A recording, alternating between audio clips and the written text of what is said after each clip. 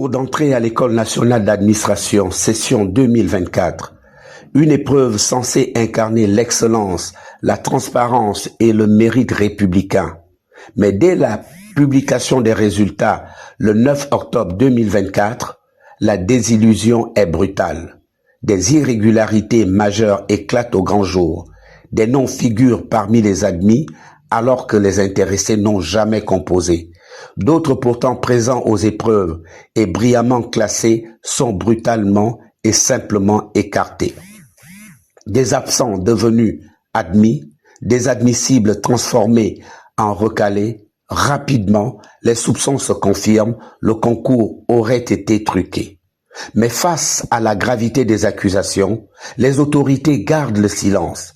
Pas d'enquête publique, pas de conférence de presse, pas d'explication, juste un constat amer, une trahison de la méritocratie et un mépris total envers une jeunesse qui croyait encore à la justice sociale.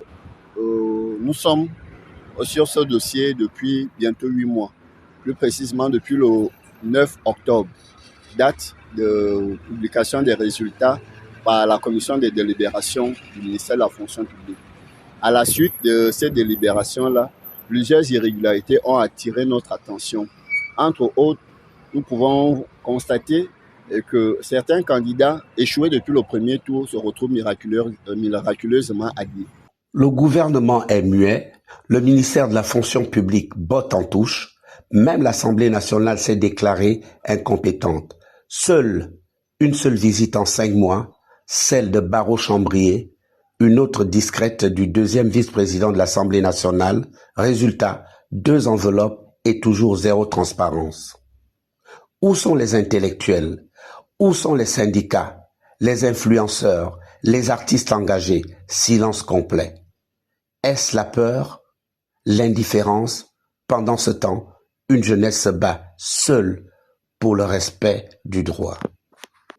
Ce n'est pas un simple litige administratif, c'est un délit de justice.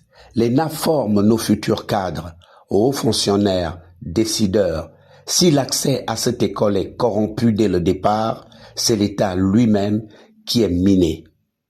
Et plus encore, c'est la confiance du peuple qu'on détruit. Un pays sans équité est un pays sans avenir.